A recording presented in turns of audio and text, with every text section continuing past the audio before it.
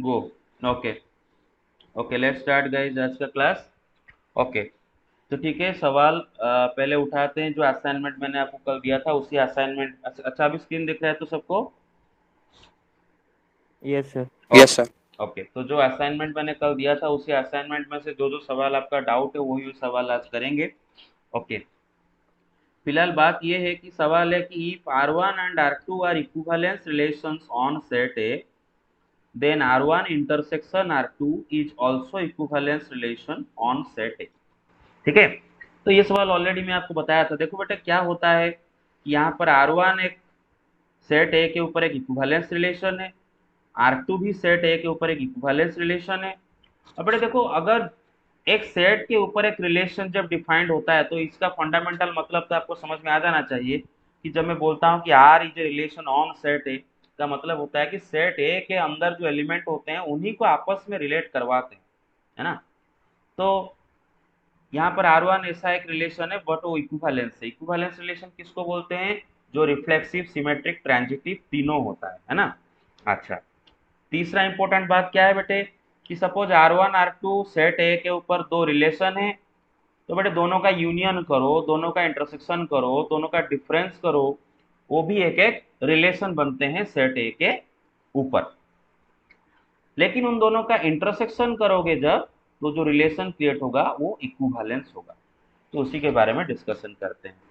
तो बेटे एमसीक्यू में क्या आ सकता है कि बोलेगा कि R1 and R2 both are equivalence relations on set है, तो which of the following options is correct?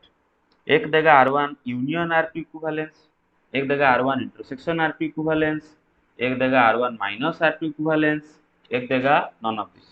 तो कौन सा ऑप्शन करेक्ट होगा बेटे? R1 intersection R2 is equivalence. तो चलो प्रूव करते हैं।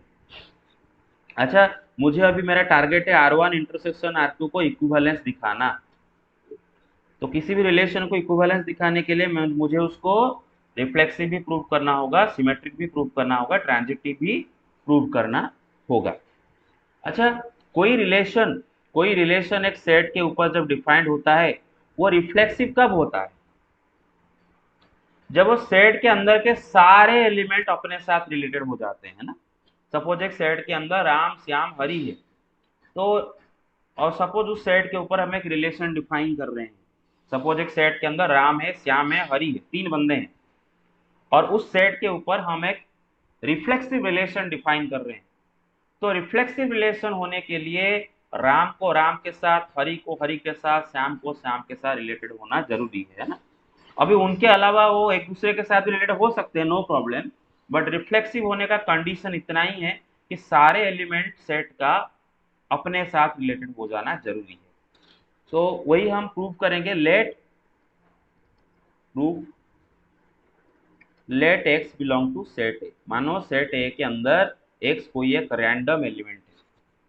तो अब हम इसी तरह दिखा देते हैं कि ये जो R1 इंटरसेक्शन R2 वाला ये जो रिलेशन है उसके अंदर सेट ए का कोई भी रैंडम एलिमेंट खुद के साथ रिलेटेड है, अगर ये दिखा देते हैं तो हो गया R1 इंटरसेक्शन R2 रिफ्लेक्सिव।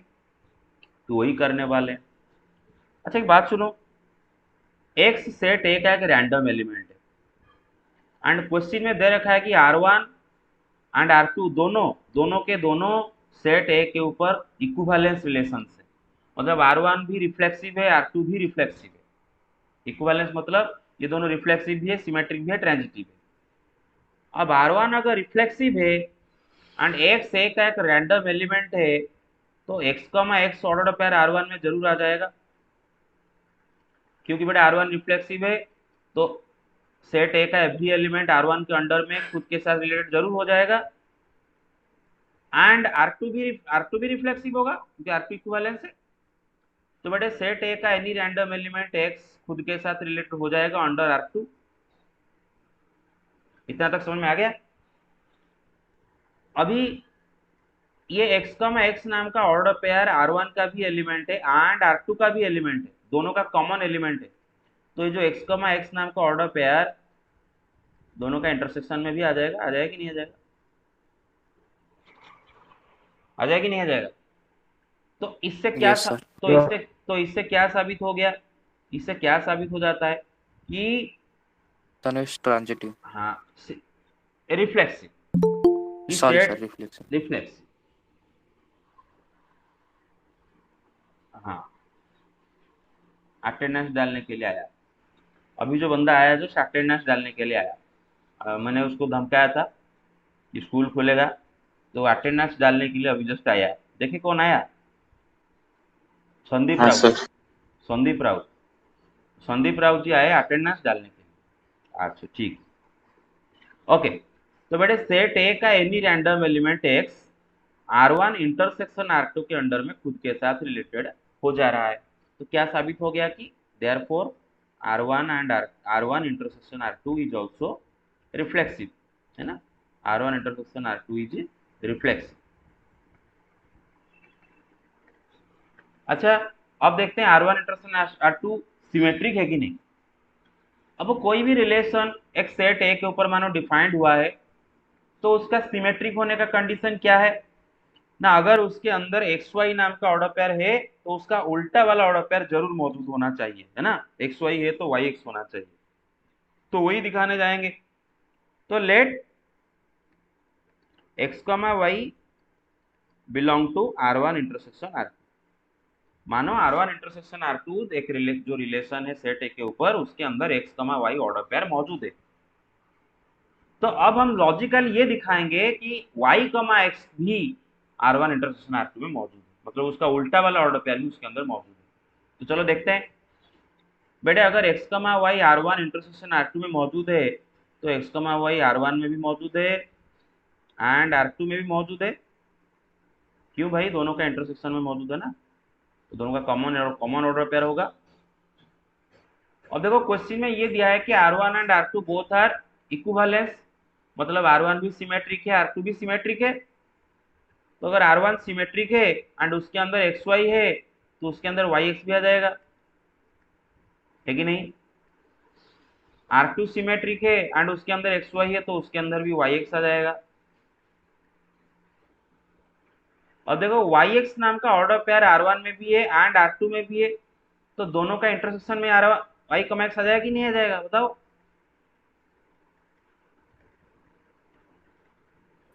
तो इससे क्या ये साबित हो गया कि एक्स कमा वाई नाम का ऑर्डर पेयर अगर R1 इंटरसेक्शन R2 में है, तो उसका उल्टा वाला order pair y comma x भी R1 इंटरसेक्शन R2 में आ रहा है।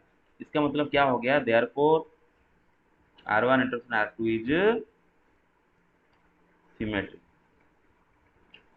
ठीक है, सिमेट्रिक। अब आते हैं ट्रांजिटिव के ऊपर।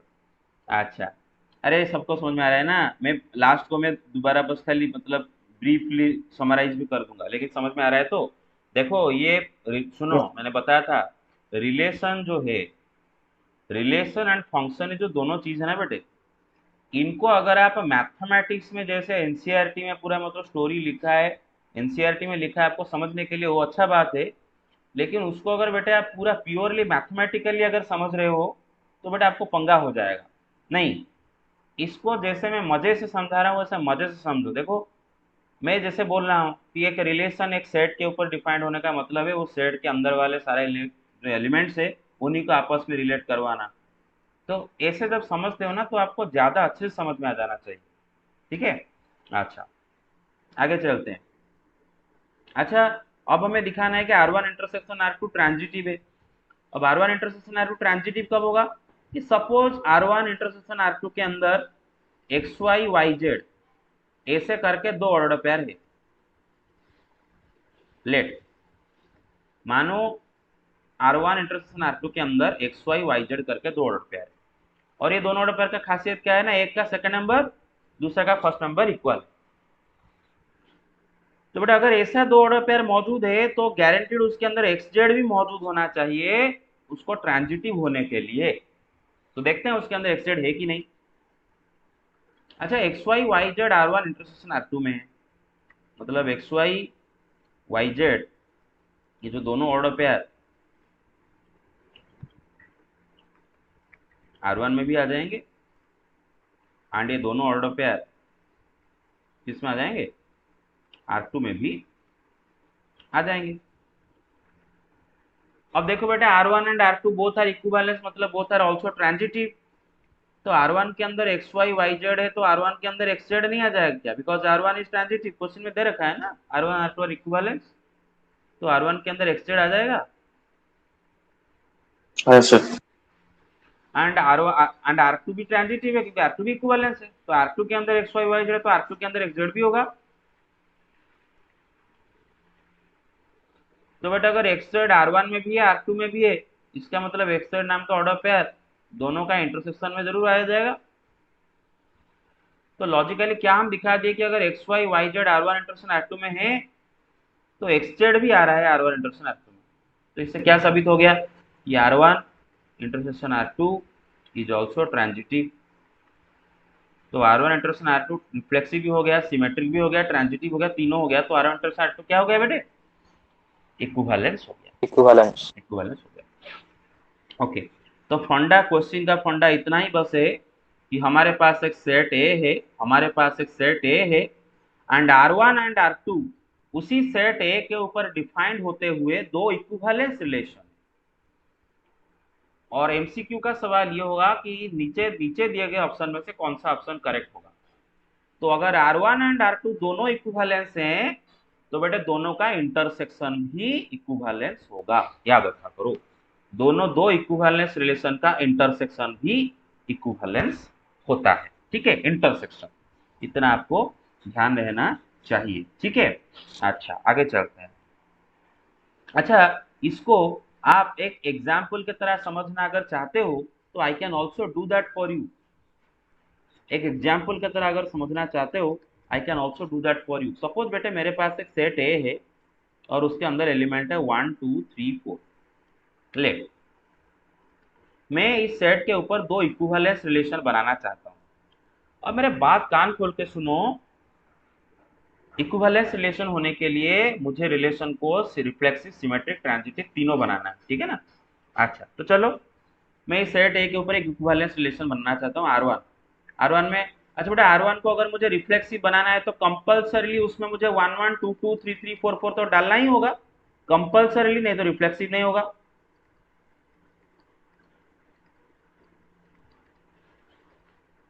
बस। अब बेटे अगर मैं इतना करके छोड़ भी देता हूं तो ये तो रिफ्लेक्सिव तो हो गया। रिफ्लेक्सिव का बस इतना कंडीशन है कि सारे एलिमेंट अपने से रिलेट हो जाना चाहिए। अभी अपने अलावा दूसरों के साथ भी अगर रिलेट हो रहे हैं तो नो प्रॉब्लम, लेकिन अपने से रिलेट होना जरूरी है ना। तो बेटे ये भी एक रिफ्लेक्सिव रिलेशन है और ये सिमेट्रिक भी है। सिमेट्रिक क्यों है? देखो बेटे, सारे ऑर्डर पेयर को उल्टा दो, ऑर्डर पेयर भी मौजूद है, 1 1 को उल्टा 1 1 हाँ है, सर। 2 2 को उल्टा 2 2 3 3 को। अच्छा ये ट्रांजिटिव भी है, क्योंकि बेटे ट्रांजिटिव का कंडीशन ये है कि अगर एक्स वाई वाई जेड है तो आपको एक्स जेड है कि नहीं ढूंढना है। मतलब पहले तो आपको देखना होगा क्या ऐसे ऑर्डर पेयर दो मौजूद हैं कि जिनमें एक का सेकंड नंबर दूसरे का फर्स्ट नंबर इक्वल हो। ऐसे वाले दो ऑर्डर पेयर मौजूद है क्या? अगर है तो एक्स जेड हो कि नहीं ढूंढना पड़ेगा। ऐसे अगर दो ऑर्डर पेयर है एंड एक्स जेड नहीं है तो नॉट ट्रांजिटिव। लेकिन ऐसे अगर ऑर्डर पेयर्स हैं एंड एक्स जेड मौजूद भी है तो ट्रांजिटिव। लेकिन अगर ऐसे ऑर्डर पेयर ही नहीं है नहीं है तो ऑटोमेटिकली ट्रांजिटिव। तो इसमें देखो बेटे ऐसे कोई भी दो ऑर्डर पेयर नहीं है जिनमें कि एक का सेकंड नंबर दूसरा का फर्स्ट नंबर इक्वल हो, तो ये ऑटोमेटिकली ट्रांजिटिव हो जाता है ना। अच्छा, तो उसी तरह मैं और एक, मतलब ये इक्विवेलेंस हो गया ना, R1 इज इक्विवेलेंस। अच्छा और एक रिलेशन R2 लेता हूँ, 1 1 2 2 3 3 4 4। अच्छा मजे लेने के लिए मैं जोड़ भी देता हूँ कुछ, 1 2 2 1 भी जोड़ देता हूँ। अब देखो R1 अभी भी आपका इक्विवेलेंस है, इक्विवेलेंस है क्योंकि देखो बेटे एक तो ये सब है मतलब रिफ्लेक्सिव है। अच्छा 1 2 है उसका उल्टा 2 1 भी है, 2 1 है उसका उल्टा 1 2, मतलब बेटे सिमेट्रिक भी हो गया। अब ट्रांजिटिव भी हो जा रहा है क्योंकि देखो बेटे, क्योंकि इसमें इसमें आप पहले तो वन ढूंढो। One one two. यस, इसमें इसमें इसमें 1 1 1 2 किधर है बट इस, अच्छा अच्छा वो 1 1 1 2, अच्छा मैं सोचा जो फंक्शन वाला 1 1 1 2 बोल रहा था। अच्छा ठीक है, यस। तो ये ट्रांजिटिव भी है क्योंकि ट्रांजिटिव के लिए बेटे अगर एक्स वाई वाई जेड है तो एक्स जेड है कि नहीं ढूंढना पड़ेगा, और यहाँ पर है क्योंकि देखो बेटे 2 2 है, 2 1 है, एक का सेकंड नंबर दूसरे का फर्स्ट में इक्वल। तो क्या होना चाहिए, 2 1 होना चाहिए, जो कि है 1 1 है, 1 2 है, 1 इसका एक का सेकंड नंबर दूसरा का फर्स्ट नंबर इक्वल है, तो क्या होना चाहिए, 1 2 होना चाहिए, जो कि है। तो ये इट इज ऑल्सो ट्रांजिटिव, ये ट्रांजिटिव भी है, तो इसका मतलब ये तीनों है, इसीलिए इक्विवेलेंस है। अच्छा मैं और एक बनाता हूँ इक्विवेलेंस रिलेशन। देखो ये भी इक्विवेलेंस रिलेशन है, ये भी इक्विवेलेंस रिलेशन है, क्योंकि देखो इसमें 1 1 2 2 3 3 4 4 है, मतलब रिफ्लेक्सिव हो गया। 1 3 है उसका उल्टा 3 1 है, सिमेट्री भी हो गया। और बेटा चेक कर लो 1 1 1 3, एक का सेकंड नंबर दूसरा का फर्स्ट नंबर इक्वल, तो 1 3 होना चाहिए, जो कि है। 1 3 3 1, एक का सेकंड नंबर दूसरा का फर्स्ट नंबर इक्वल, तो क्या होना चाहिए, 1 1, जो कि है। तो ये इट इज ऑल्सो ट्रांजिटिव, तो ये भी हमारा क्या होता है बेटा, इक्विवेलेंस रिलेशन होता है। अब जब आप इन दोनों का इंटरसेक्शन करोगे, तो इंटरसेक्शन मतलब दोनों का कॉमन ऑर्डर पेयर लेना है बेटा। रिलेशन के अंदर जो एलिमेंट होते हैं वो क्या होते हैं, उसके ऑर्डर पेयर्स होते हैं। तो रिलेशन के अंदर एलिमेंट है, ये एक एलिमेंट, ये एक एलिमेंट, सब एक एक ऑर्डर पेयर, उसके एक एलिमेंट। तो दोनों के कॉमन ऑर्डर पेयर क्या होंगे बेटे, यहाँ पर देखो बेटा 1 1 2 2 3 3 4 4, अरे समझ रहे हो ना। अभी जो R1 इंटरसेक्शन R2 वाला है जो रिलेशन है, ये इक्विवेलेंस है कि नहीं जरा चेक कर लो। ये तो रिफ्लेक्सिव है, तो रिफ्लेक्सिव है कि नहीं, सेट ए के ऊपर देखो, सेट ए का सर 1 2 3 4 खुद कैसे रिलेट हो रहे हैं R1 इंटरसेक्शन R2 के अंडर पे। अभी सिमेट्रिक भी हो रहा है, सबका उल्टा भी मौजूद है, और ट्रांजिटिव भी हो रहा है, क्योंकि इसमें एक्स वाई वाई जेड करके कोई ऑर्डर पेयर ही नहीं है, तो ऑटोमेटिकली ट्रांजिटिव भी हो गया। तो क्या देखे कि अगर R1 इक्विवेलेंस R2 भी इक्विवेलेंस, तो दोनों का इंटरसेक्शन भी इक्विवेलेंस। ठीक है, इतना तक फंडा गया। अच्छा अब आते हैं, एक इंपॉर्टेंट सवाल करेंगे। सवाल ये है कि सपोज मेरे पास एक सेट ए है, उसके अंदर एलिमेंट है 1 2 3 4। अब सवाल ये है कि how many equivalence relations can we form on set A. Set A के ऊपर कितने सारे इक्विवेलेंस रिलेशन हम बना सकते हैं। अब ट्रिक देखो, ट्रिक क्या है, कैसे बताओगे कि इक्विवेलेंस रिलेशन कितने बन सकते हैं। ठीक है, तो बेटे पहले स्टार्ट करोगे, सबसे पहला रिलेशन स्टार्ट करोगे बेटे, अभी हम जस्ट करके आए हैं, ये जो रिलेशन है ना 1 1 2 2 3 3 4 4, बस इसको और एक रिलेशन भी बोलते हैं, क्या बोलते हैं याद है, आइडेंटिटी रिलेशन। याद है ना, आइडेंटिटी रिलेशन। आइडेंटिटी रिलेशन क्या होता है, आइडेंटिफाई रिलेशन, आइडेंटिटी रिलेशन क्या होता है कि सेट ए का स्मॉलेस्ट रिफ्लेक्सिव हाँ रिलेशन। स्मॉलेस्ट रिफ्लेक्स, मतलब सेट ए का एवरी एलिमेंट सिर्फ और सिर्फ अपने साथ रिलेटेड होना चाहिए। तो बोला था मैंने कि identity relation and reflexive relation के बीच में इतना ही बस डिफरेंस है कि आइडेंटिटी रिलेशन में सेट ए का एवरी एलिमेंट सिर्फ और सिर्फ अपने साथ रिलेटेड होना चाहिए, जबकि रिफ्लेक्सिव रिलेशन में एवरी एलिमेंट अपने साथ रिलेटेड होना तो चाहिए, लेकिन ऐसा जरूरी नहीं कि सिर्फ अपने साथ रिलेट हो, दूसरों के साथ भी रिलेट हो सकते हैं। तो इतना बस दोनों में डिफरेंस है। तो बेटे सबसे छोटा रिफ्लेक्सिव रिलेशन होता है आइडेंटिटी रिलेशन, और आइडेंटिटी रिलेशन रिफ्लेक्सिव भी है, सिमेट्रिक भी है, ट्रांजिटिव भी है, तीनों भी है। तो बेटा याद रखो, सबसे छोटा इक्विवेलेंस रिलेशन भी अगर बोला जाए तो वो भी आइडेंटिटी रिलेशन होगा, है ना, क्योंकि आइडेंटिटी रिलेशन सबसे छोटा इक्विवेलेंस रिलेशन भी होगा। क्योंकि एक तो बेटे उसको रिफ्लेक्सिव होने के लिए कंपलसरीली 1 1 2 2 3 3 4 4 होना जरूरी है।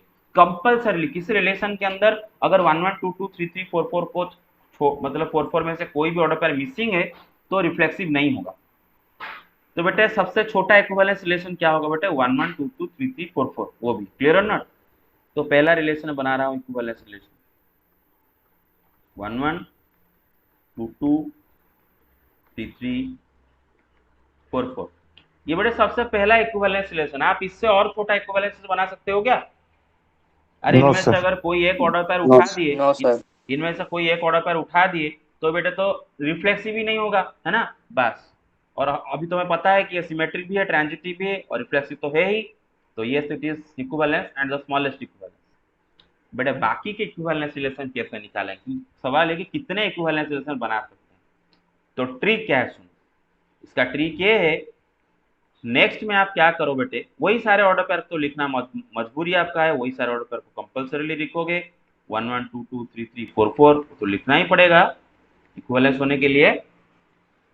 उसके बाद क्या करोगे ना, सेट ए के जो एलिमेंट्स है उनमें से दो दो करके उठाओ, दो दो उठाओ, ठीक है ना, दो दो उठाओ।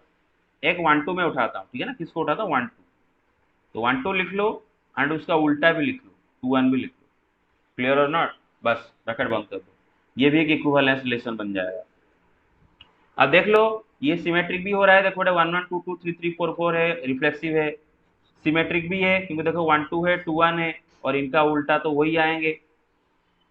अब ट्रांजिटिव भी है, अब देख सकते हो 1 2 है 2 1 है तो 1 1 होना चाहिए जो कि है, 1 1 है 1 2 है तो 1 2 होना चाहिए जो कि है, 2 2 है 2 1 है तो 2 1 होना चाहिए जो कि है। तो ये आपका इक्विवेलेंस भी होता है। तो अब R3 बनाते हैं। R3 के क्या करोगे बेटा, वही 1 2 को उठाए थे, अभी बेटा आप 1 3 को उठाओ, किसको उठाओ 1 3 को उठाओ। तो 1 1 2 2 बेटा डॉट डॉट देता हूँ, चलो ठीक है 3 3 4 4, अभी 1 3 को उठाओ एंड उसका उल्टा भी लिख लो, 3 1 भी लिख लो, ये और एक इक्विवेलेंस हो जाएगा। पता है कि नहीं आपको, बस दो एलिमेंट उठाओ एंड उसका उल्टा लिख लो, वो भी इक्विवेलेंस रिलेशन हो जाएगा। अच्छा अभी किसको 1 4 को उठाते हैं, क्लियर है ना, 1 1 2 2 3 3 4 4, अभी किसको उठाते हैं 1 4 को उठाते हैं ना, 1 4 4 1, ये भी एक इक्विवेलेंस होगा। अच्छा अब देखो बेटे नेक्स्ट में हम 2 के साथ उठाएंगे, बेटे 2 1 को नहीं उठाएंगे, 2 1 को क्यों नहीं उठाएंगे, क्योंकि वो हो ऑलरेडी चुका है। ऑलरेडी हो चुका है। देखो 2 1 1 2 आप जब 1 से 1 के साथ जब 2 को उठाए थे तो 1 2 2 1 दोनों रखे थे ना, तो 2 के साथ 1 भी आ चुका है, मतलब 2 1 अगर लाते हो तो 2 1 1 2 लिखोगे जो कि ऑलरेडी लिख चुके हो। तो 2 के साथ अभी उसका नेक्स्ट ना 2 3 को उठाओ, 2 जी। 4 को उठाओ। तो R5 लिख लो, 1 से लेके 4 तक, और उसके बाद 2 3 3 2। R6 बनाओ, 2 के साथ किसको टू उठाओगे बेटा, फोर फोर टू। 4, हाँ।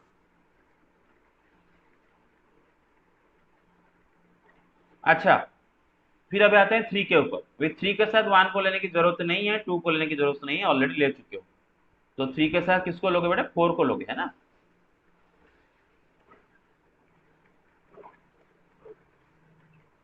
3 के साथ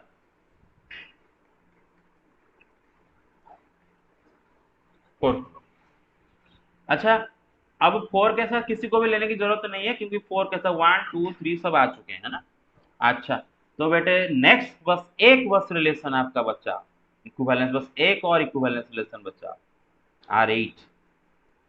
और R8 में आपको क्या करना है बेटे, ये जो है। रिलेशन, सुनो सुनो, ये जो रिलेशन आपके निकले हैं ना, R2 से लेके, R2 से लेके जो व्हाइट वाले रिलेशन, R2 से लेके R7 वाले जो तो रिलेशन है ना बेटे, सबका यूनियन कर दो, मेरा बात समझ रहे हो ना, सबका यूनियन कर दो।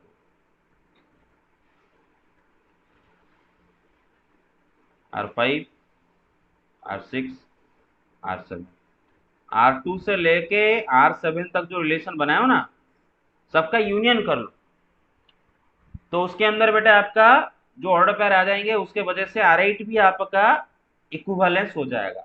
तो बस लास्ट ये है, तो आंसर ये है कि there will be 8 equivalent relations possible on the set A. और एक एग्जांपल भी करेंगे, ठीक है, मेरा बात समझ में आ गया सबको। अब ये सबका यूनियन भी जब कर सर। दोगे तो भी आप उसके अंदर बेटे जो सारे ऑर्डर पेयर आ जाएंगे वो भी उसके वजह से इक्विवेलेंस भी रहेंगे। अब नेक्स्ट एग्जांपल और एक करते हैं, 3 एलिमेंट लेते हैं ना, 3 एलिमेंट ज्यादा मजा आएगा। अच्छा 2 एलिमेंट लेके भी चल सकते हैं, चलो 3 एलिमेंट लेते हैं। मानो सेट ए के अंदर एलिमेंट है 1 2 3, और इसके ऊपर कितने इक्विवेलेंस रिलेशन बना सकते हैं। सबसे छोटा इक्विवेलेंस रिलेशन क्या होगा, 1 1 2 2 3 3। 1 1 2 2 3। अब नेक्स्ट इक्विवेलेंस रिलेशन बनाने के लिए बोला था क्या करना है, 1 1 2 2 3 3 1 2 2 1। हाँ दो दो उठाओ ना, 1 2 2 1,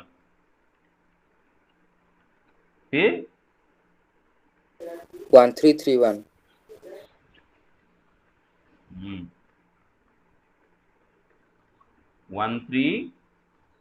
3 1 3 1। अच्छा, और एक 2 3 3 2 2332 है ना।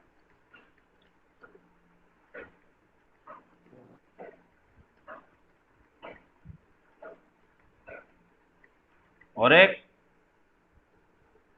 और सब बन गए। अच्छा, बस लास्ट कर ले। R1 R2 R3 R4। हाँ, लास्ट कर ली, ये सबका यूनियन कर दो। R1 का भी यूनियन कर सकते हैं, एक ही बात है, क्योंकि R1 में जो ऑर्डर पेयर है इनमें भी सब मौजूद है। लेकिन मैं जानबूझकर R1 को नहीं बोल रहा हूँ, क्योंकि तीन आराम से तीनों को कर दो यूनियन, तो सबका ऑर्डर पेयर कंबाइन करके जो रिलेशन बना दोगे R5, वो भी क्या होगा बेटे, वो भी क्या आ जाएगा आपका, इक्विवेलेंस आ जाएगा। तो कितने इक्विवेलेंस रिलेशन बना सकते हैं टोटल? 5। 5 इक्विवेलेंस रिलेशन आते हैं। अच्छा, आप में से किसी के मन में ये कुलबुल तो नहीं कर रहा है ना सर, आपने सबको इन तीनों को क्यों यूनाइट कर दिया, R2 R3 को यूनाइट क्यों नहीं कर दिया? R2 R3 को यूनाइट करके हम इक्विवेलेंस बना सकते हैं क्या? जरा थिंक हाँ सर। About it. आप अगर R2 R3 को यूनियन करो तो उसके अंदर क्या ऑर्डर पेयर जरा आएंगे, जरा देखो। R2 R3 को यूनियन करो तो क्या आएंगे बेटा? 1 1 2 2 3 3। 1 2 2 1 1 3 3 1। 1331। 1 3 3 1। ठीक है, मैं आपका ये डाउट क्लियर करना चाहता हूँ, आपके दिमाग में अगर आ रहा है सर आप R2 R3 R4 को यूनाइट करके एक R5 बना दिए, सर काहे आप R2 R3 का यूनियन नहीं लिए? वो क्यों नहीं लिए? वो भी तो एक इक्विवेलेंस रिलेशन में भी हो सकता है। तो मैं दिखाऊंगा कि वो इक्विवेलेंस रिलेशन नहीं होगा, इट इज नॉट इक्विवेलेंस। कारण क्या है, देख लो बेटे। सर 2332 नहीं हुआ। यस, वेरी गुड बेटे, देख लो आपका। देखो ये देखो, ये देखो 2 1 है, 1 3 है, एक का सेकंड नंबर दूसरा का फर्स्ट में इक्वल, 2 3 नहीं। क्या होना चाहिए? 2 3 नहीं। अरे देखो, देख रहे हो कि नहीं, देख रहे हो कि नहीं? तो इसीलिए इसको मैंने ले लिया। अब R2 R3 R2, अब R3 R4 भी लेते तो वही एक आ जाता है एक चीज उसके अंदर। R2 R4 भी यूनियन करते तो वही आ जाता है। यस। इसीलिए तो बेटा इसका जो पहले वाले में किए थे ना, कि अगर R1 R2 दोनों इक्विवेलेंस है तो दोनों का यूनियन थोड़ी ना इक्विवेलेंस होता है, दोनों का इंटरसेक्शन इक्विवेलेंस होता है। अरे सब समझ रहे हो मेरा बात? हैं? Yes sir. हाँ। तो तो फाइनली आपको क्या करना है, ट्रिक ये है कि सबसे छोटा इक्विवेलेंस रिलेशन लिखोगे, उसके बाद दो दो बंदों को उठाओगे और उनको उल्टा करके भी लिखोगे, दो दो दो दो दो करके, और उसके बाद सबको यूनियन करके और एक बना दोगे, तो फाइनली हमारे पास आपके सारे इक्विवेलेंस रिलेशन आ जाएंगे। तो ऐसा एक सवाल भी है असाइनमेंट में, तो इसलिए मैंने उसको कर दिया। एक सवाल है कि कितने इक्विवेलेंस रिलेशन बना सकते हैं, तो ऐसे पता कर लोगे, है ना? कितने हो गए बेटे यहाँ पर? 5 हो गए। 5। Very good. सर ऐसा कोई फॉर्मूला नहीं है जितना निकल सकता हाँ, फॉर्मूला अभी तो आप एक आइडिया ऐसा बना सकते हो कि हाँ, यस, क्यों नहीं है, मैं है? बताता 2 हूँ। to the power n minus 1 plus ना ना ना, मैं आपको आइडिया देता हूँ, सुनो। क्यों नहीं है, ऑफकोर्स है। आइडिया ये है कि बेटे देखो, अगर आप काउंटिंग के मेथड में जाते हो तो बेटे पहले तो गारंटीड एक एक रिलेशन आपको तो लिखना पड़ेगा, जो कि आइडेंटिटी रिलेशन कंपल्सरीली लिखना पड़ेगा, कंपल्सरीली। तो एक आ गया। अच्छा, फिर जो ये जो मतलब यूनियन करने के पहले जो ये सब रिलेशन बना रहे, तो कैसे बना रहे थे? आइडिया आपका क्या था कि इनमें से एट ए टाइम दो दो को उठा रहे थे ना, एट ए टाइम दो दो को सिलेक्ट कर रहे थे। हाँ, तो परमुटेशन कॉम्बिनेशन का बात आ रहा है बेटे। इनमें से एट ए टाइम दो दो को सिलेक्ट कर रहे थे, अरेंज नहीं कर रहे थे। कौन बताएगा मैं क्यों बोल रहा हूँ सिलेक्ट कर रहे थे, अरेंज नहीं कर रहे थे? क्योंकि देखो बेटे, ये वाला रिलेशन बनाने के लिए आपने 1 2 को सिलेक्ट किया है ना, 1 2 को सिलेक्ट किया, क्लियर और नॉट? लेकिन उसके नेक्स्ट वाला रिलेशन बनाने के लिए आपने 2 1 को सिलेक्ट किया है क्या? हाँ सर। सिर्फ 1 2 को लिए, 2 1 को दोबारा लिए क्या? क्योंकि आपको पता है कि मैंने 1 2 ले लिया, तो 2 1 लेने की जरूरत नहीं है ऑटोमेटिकली। मतलब वही 1 2 को लियो तो सिमेट्री बनाने के लिए 2 1 भी तो जबरदस्ती लिखोगे ना उसके अंदर। तो मुझे 2 के साथ 1 दोबारा लेना नहीं पड़ रहा है, समझ रहे ना, मतलब राम हरि को ले रहा हूँ, हरि श्याम को दोबारा ले रहा हूँ क्या, अरेंज नहीं कर रहे हैं, बस दो दो को सिलेक्ट कर रहे हैं ना।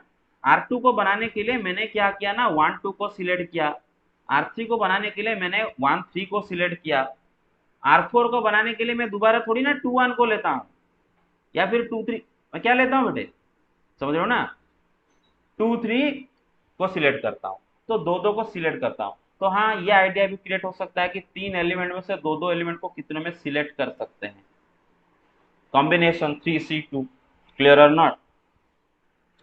एंड फाइनली और एक एक्स्ट्रा, सबको यूनियन कर देते हैं, अरे सब समझ रहे हो, तो ये भी एक हो सकता है तरीका। अरे गेट इट, 3C2 का वैल्यू 3 आ जाएगा, आप देख लो 3C2 का वैल्यू 3 आ जाएगा, तो कितना हो जाता है 5। तो इधर भी वही आइडिया लगा सकते हो। देखो बेटे, पहले तो इन सबको लेके एक पहला इक्विवेलेंस तो कंपल्सरी आइडेंटिटी रिलेशन तो बनाना पड़ेगा ही। Yes sir. अच्छा, उसके बाद बेटे इनमें से खाली दो दो को सिलेक्ट कर रहे हैं, बेटे ये आइडिया आ रहा है। 4C2। हाँ, ये आइडिया आ रहा है, सिलेक्ट कर रहे हैं, ये आइडिया आ रहा है। हाँ यस सर। हाँ। अच्छा अच्छा, सुनो मेरे बात, सुनो मेरे बात। स्कूल में सपोज फंक्शन हो रहा है, ठीक है ना, स्कूल में फंक्शन हो रहा है और बोला गया कि दो दो बंदों को लाओ फंक्शन के लिए सिलेक्ट करके, तो मैं राम हरि को लाता हूँ, तो दोबारा हरि राम को लाने के लिए जाता हूँ क्या, राम हरि नो को ले सर। आया तो काम नहीं बन सर। गया। हाँ, तो उसी को बोलते हैं सिलेक्शन। लेकिन जब राम हरि के लाने के बाद दोबारा मैं हरि राम को भी लाने के लिए जाता हूँ, तो होता है अरेंजमेंट। तो इधर में दो दो के लिए सिलेक्ट कर रहा हूँ बनाने के लिए, तो बस 4 में से 2 को सिलेक्ट करते हैं, और उसके बाद और एक तो कंपल्सरी बनाते ही हैं सबको ऐड करके, इस सर यूनियन करके। तो ये भी होगा एक तरीका।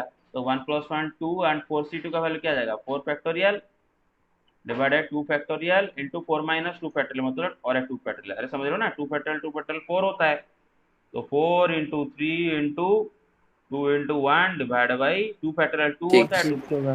हाँ, तो 6, तो 2 + 6 8, देखो हमारा 8 आया था कि नहीं। Yes sir. हाँ, तो ये भी एक आइडिया होगा, व्हाई नॉट, ठीक है। अच्छा अच्छा, और कोई सवाल डाउट है पूछ लो, और कोई सवाल डाउट है पूछो, कोई डाउट नहीं है। सर आप सर वो पूछिए। 29। 29 सवाल क्या है, देखता हूँ। 29 सवाल, अच्छा अच्छा अच्छा, मैं बुक से देख रहा था, अच्छा एक सेकंड रुको, अरे अच्छा, थोड़ा हंसी मजाक कर लेते हैं पढ़ाई पढ़ाई के बीच में। संदीप राउ, सर एटा मजा है। अरे मजा नुआ, यस सर। मजा सर है है। ना, मजा नुआ सर ये एटा नहीं सर। नहीं ना, ସେ ନାହିଁ ବା।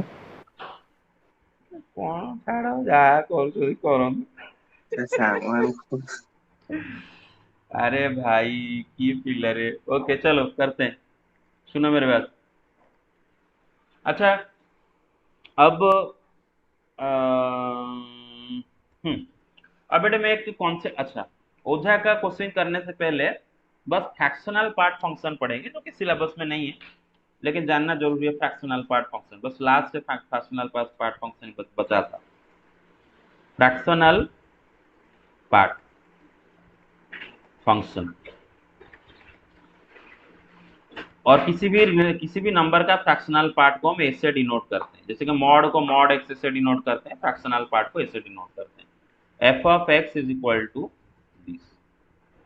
अभी फ्रैक्शनल पार्ट होता क्या है, जरा जरा जरा समझते हैं ना, जरा गहराई के जाके समझते हैं, ठीक है। देखो क्या होता है कि बेटे मानो ये नंबर लाइन है, और नंबर लाइन में मानो एक नॉन इंटीजर नंबर में ले रहा हूँ, नॉन इंटीजर समझते हो ना बेटे, जो इंटीजर नहीं है ना, ऐसा एक नंबर मानो x ले रहा हूँ, and x is not an integer, suppose,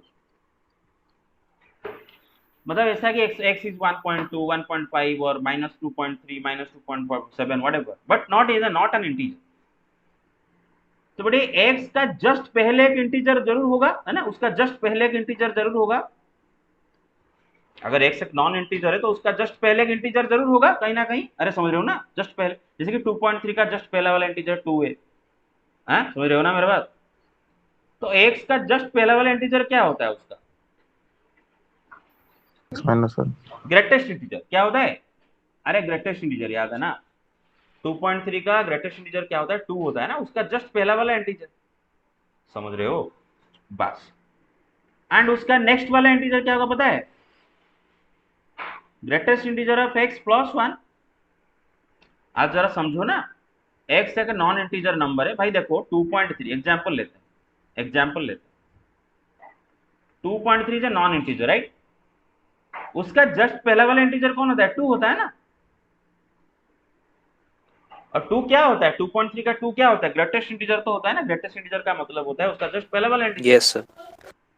अच्छा 2.3 का नेक्स्ट वाला इंटीजर क्या होता है बेटा? ये 2 में 1 ऐड लीस्ट कर दो ना, 3 आता है ना। ये 2 में 1 ऐड कर दो, तो वही तो मैंने लिखा कि x का जस्ट पहला वाला integer greatest integer of x, and उसका नेक्स्ट वाला क्या होगा? वही ग्रेटेस्ट इंटीजर। अरे एक इंटीजर का नेक्स्ट इंटीजर क्या होता है? उसमें 1 ऐड करके आ जाता है ना।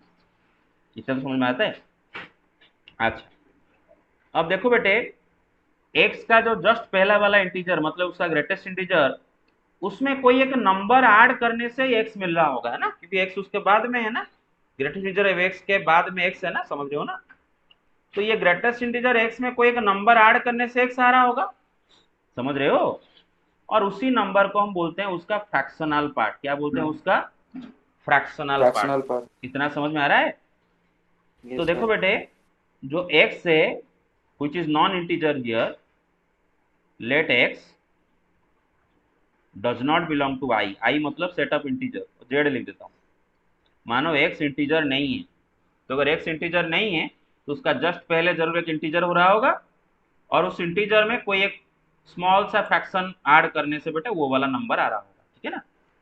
तो मतलब x is equal to greatest integer of x plus some number, you get it, and this number is called fractional part of x, fractional part of x। तो बेटे फ्रैक्शनल पार्ट ऑफ x क्या होगा फिर? x minus greatest integer x। Check कर लो, अरे इसी expression से फ्रैक्शनल पार्ट ऑफ x क्या आ जाएगा? इसको लेके उस साइड में ले लो। अरे समझ रहे हो ना? फ्रैक्शनल पार्ट x क्या आ जाएगा? x minus. तो किसी भी नंबर का फ्रैक्शनल पार्ट हम निकाल सकते हैं, इस तरीके से निकाल सकते हैं कि नहीं? जैसे कि एग्जांपल देखो बेटे, 2.3 का फ्रैक्शनल पार्ट क्या होगा? आप जरा नंबर लाइन से बताओ। 2.3 का जस्ट पहला वाला 0.3। 0.3 है कि नहीं भाई? 2 में 0.3 ऐड करने से 2.3 मिलता है। तो 0.3 क्या है बेटा? 2.3 का फ्रैक्शनल पार्ट, क्योंकि 2.3 का जस्ट जो पहला वाला इंटीजर है उसमें 0.3 ऐड करने से 2.3 मिल रहा है, इसलिए 0.3 क्या है बेटा? उसका fractional part. 2.3 is equal to 2.3 का ग्रेटेस्ट इंटीजर जो कि उसका जस्ट पहला वाला इंटीजर प्लस 0.3, समझ रहे हो ना? 2 plus 0.3, get it? 2 yes plus sir. 0.3। तो 0.3 क्या है बेटे? 2.3 का फ्रैक्शनल पार्ट, एंड 2 को बोलते हैं उसका इंटीग्रल पार्ट। क्या बोलते हैं इसको? उसका इंटीग्रल पार्ट। इंटीग्रल पार्ट, और उसको बोलते हैं फ्रैक्शनल पार्ट। हाँ, तो बेटे ऑब्वियसली 0.3 क्या आ जाएगा ना? 2.3 माइनस 2, है ना। तो किसी भी नंबर का फ्रैक्शनल पार्ट कैसे निकालते हैं? दैट नंबर माइनस उसका ग्रेटेस्ट इंटीजर वैल्यू, क्लियर और नॉट?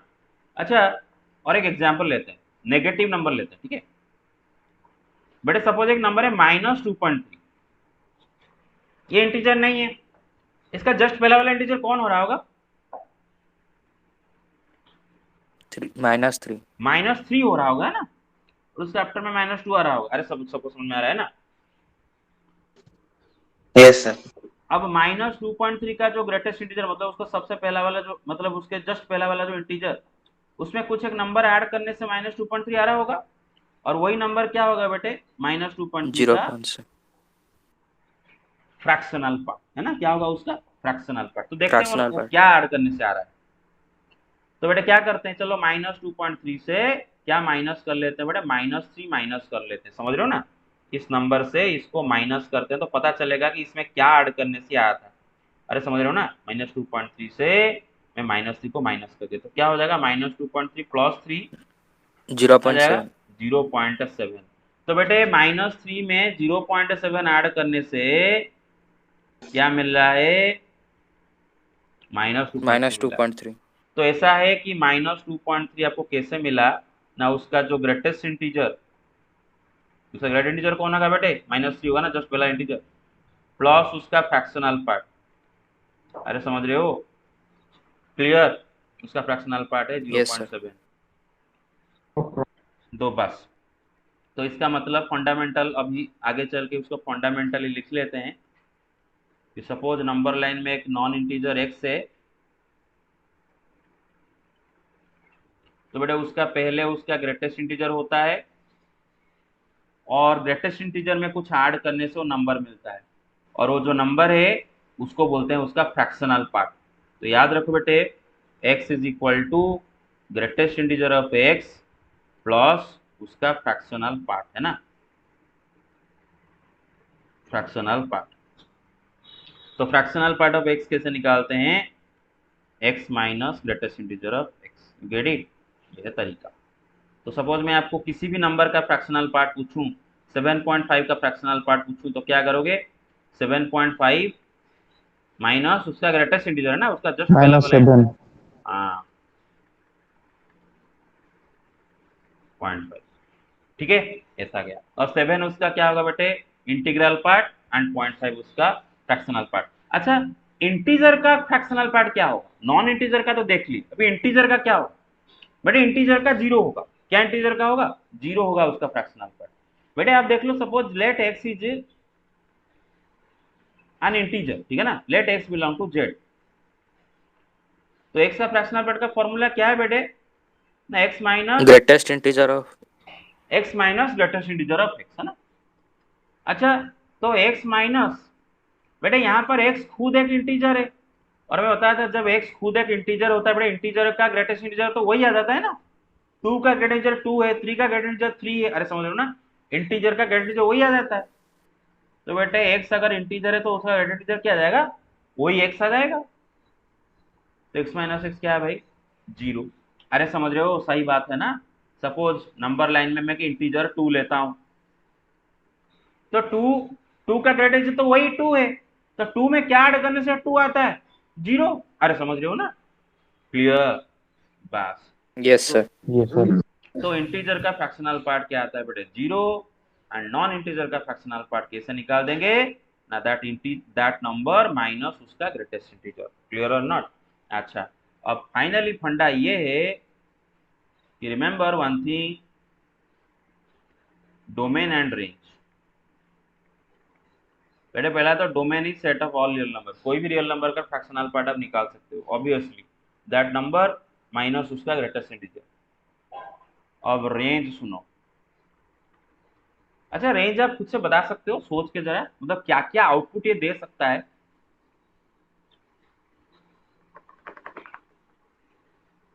अच्छा, एक बात सुनो, जो भी नंबर देगा पॉजिटिव नंबर ही तो आउटपुट में देगा ना, इतना तो समझ में आ जाता है ना, क्योंकि अरे इतना तो समझ में आता है ना, क्योंकि देखो फ्रैक्शनल पार्ट होता क्या है, एक्स का फ्रैक्शनल पार्ट होता क्या है कि एक्स का just suppose x non integer है, उसका फ्रैक्शनल पार्ट होता क्या है?